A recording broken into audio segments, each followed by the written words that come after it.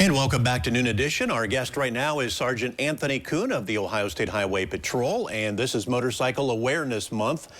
May as well get ourselves used to the fact that the nice weather is here, and now we're going to see that one single headlight and two wheels coming at us. Yeah, that's right. So just want to make sure you're keeping eyes out on the road for smaller vehicles, especially in your blind spots and intersections. And as you know, being smaller vehicles, motorcycles, and they're involved in a crash, it's usually catastrophic. So, yeah, we need to take that second look each direction. Correct, yeah.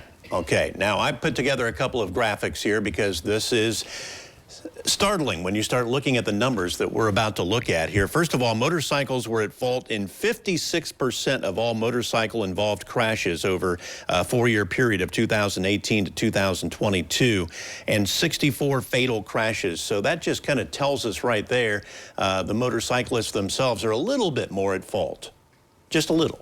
That's correct, yeah. So as a motorcyclist, you got to be aware of the risk that you're taking. You know, you should go out and enjoy your motorcycle, enjoy the breeze and the scenery, but you should have some extra caution while doing so. We always talk about being a defensive driver. That's kind of what a motorcyclist needs to do because they have to expect not to be seen. Correct, yeah.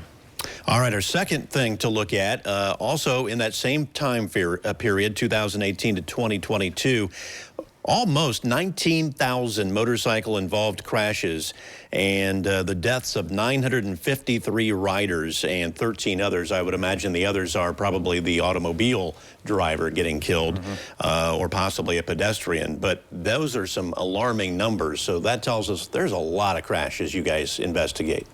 Correct, yeah. And as I mentioned before, motorcyclists are involved in crashes.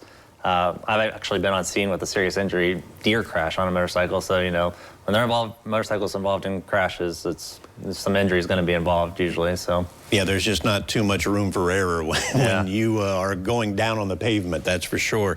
And then our last graphic from 2018 to 2022, 9% of motorcycle crashes involve alcohol and or drugs. That's nearly twice the rate of other crashes that involve automobiles. So I guess the party atmosphere and loving to be out on that motorcycle does become a problem. Yeah, so as you can tell, it's nearly double what you mentioned, nearly double what other vehicles are non-motorcyclists or OVI-related crashes.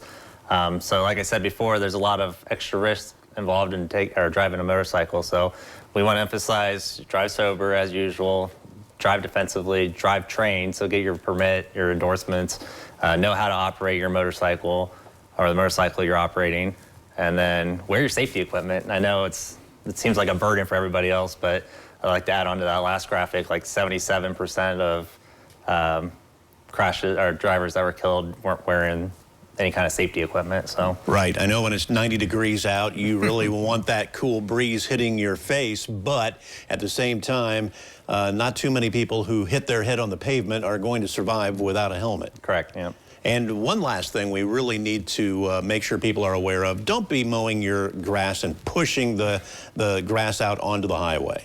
Right, just blow it into your yard because that loose grass gets on the roadway, it just becomes like glass and tires lose traction easily. And once two tires lose traction on a motorcycle, it's good luck keeping it upright. So yeah, very dangerous situation, that's for sure. We thank you for your time today, Anthony, and have a safe summer yourself out there. You too, thank you. All right, we'll be back as we have more coming up on Noon Edition right after this.